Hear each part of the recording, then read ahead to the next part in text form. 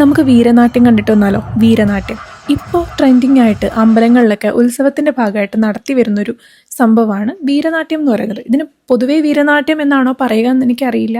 പക്ഷേ ചെറിയൊരു വിഭാഗം ആളുകൾ അതിനെ പറയുന്നത് വീരനാട്യം എന്ന് തന്നെയാണ്. ഇതെന്ന് വെച്ചാൽ നമ്മുടെ ട്രഡീഷണൽ ആയിട്ടുള്ള രീതിയിൽ കൈകൊട്ടിക്കളി, തിരുവാതിരയൊക്കെ പോലുള്ള ട്രഡീഷണൽ ആയിട്ടുള്ള രീതിയിൽ സ്ത്രീകൾ വേഷം ധരിച്ചിട്ട് സിനിമാ പാട്ടുകൾ ഉൾപ്പെടെ ട്രെൻഡിങ് ആയി നിൽക്കുന്ന സോങ്സും കൂടിയൊക്കെ ഉൾപ്പെടുത്തി നാടൻ പാട്ടുകൾ പോലുള്ള കാര്യങ്ങളെല്ലാം കൂടി ഉൾപ്പെടുത്തിയിട്ട് നടത്തുന്നൊരു സംഭവം. നമുക്കതൊന്ന് കണ്ടിട്ട് വരാം.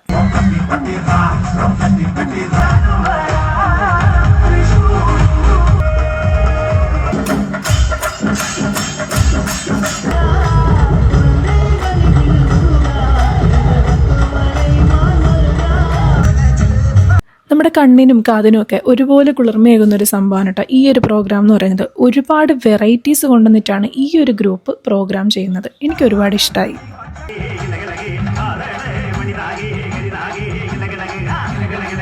എന്താ കുട്ടികളുടെയൊക്കെ ഒരു എനർജി. അപ്പോൾ നിങ്ങളുടെയൊക്കെ നാട്ടിൽ ഇതുപോലുള്ള പ്രോഗ്രാം നടക്കുന്നുണ്ട് എന്നുണ്ടെങ്കിൽ കണ്ടിട്ടുള്ളവരാണെങ്കിൽ ഒന്ന് കമൻറ്റ് ചെയ്യട്ടോ.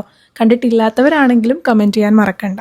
അങ്ങനെ പ്രോഗ്രാമൊക്കെ കണ്ടിട്ട് എല്ലാവരും പല വഴി പിരിഞ്ഞുപോയി. നമ്മൾ വീട്ടിലെത്തിയിട്ടും അമ്മയ്ക്കിപ്പോഴും ആ പ്രോഗ്രാം കണ്ടതിൻ്റെ ഹാങ് ഓവർ മാറിയിട്ടില്ല. അപ്പം ചൂട് കാപ്പിയും ബന്നും ഒക്കെ കഴിച്ചിട്ട് ഇന്നത്തെ ദിവസം ഇങ്ങനെ അങ്ങ് പോയി. അപ്പോൾ ഇനി ഇങ്ങോട്ട് ഉത്സവത്തിൻ്റെ സീസണല്ലേ. ഇതുപോലുള്ള ഓരോരോ കൊച്ചു കൊച്ചു വിശേഷങ്ങളുമായിട്ട് വീണ്ടും കാണാം.